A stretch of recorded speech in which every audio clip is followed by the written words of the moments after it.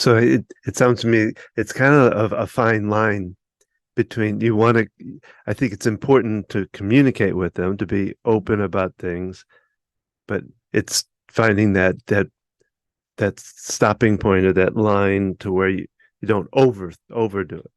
So it's kind of an important to do, to be upfront with them and communicate with them about things, but yet you want to find what's the place where you don't want to go too overboard with it. Yeah, and I know I listened to another, I think it was the Zen Parenting podcast with Todd and Kathy when they talked to Hunter Clark Fields with Mindful Mama Mentor, two of my favorite podcasts, about burdening our kids, sharing our problems and our grief where they feel like they've got to take care of us, where they feel responsible to help us. I mean, our son has some of that. I always get these, I have to go through the ages. Like he was 2, Abby was 9, he was 13 when Don had a massive heart attack, went into full cardiac arrest in our house, almost. That was fun. Left, he was blue in the face and we didn't know if he was going to live. So he was 13 and he took on, kind of the man of the house, so to speak, in a way that we had family members come who were, being responsible, taking them to where they needed to be, making sure they were fed, laundry and things.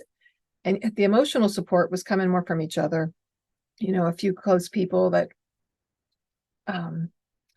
it was just a lot to take on.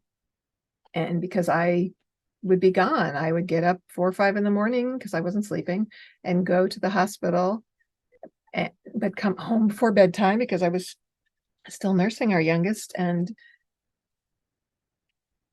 wanted to maintain that aspect, but I really wasn't around very much. I would talk to them on the phone though. They would call me. We'd have great conversations.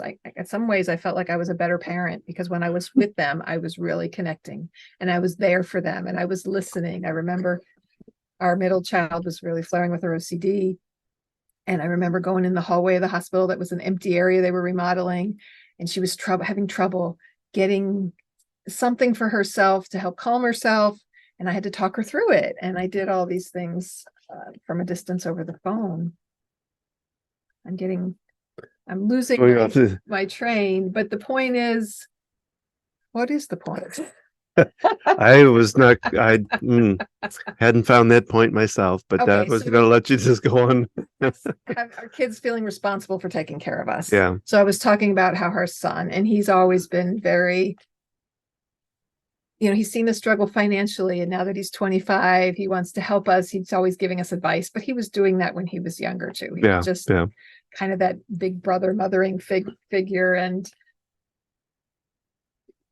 But realizing, what areas am I expecting them to support me and to be my emotional support system, because that's not good, right? That can have negative effects on the kids.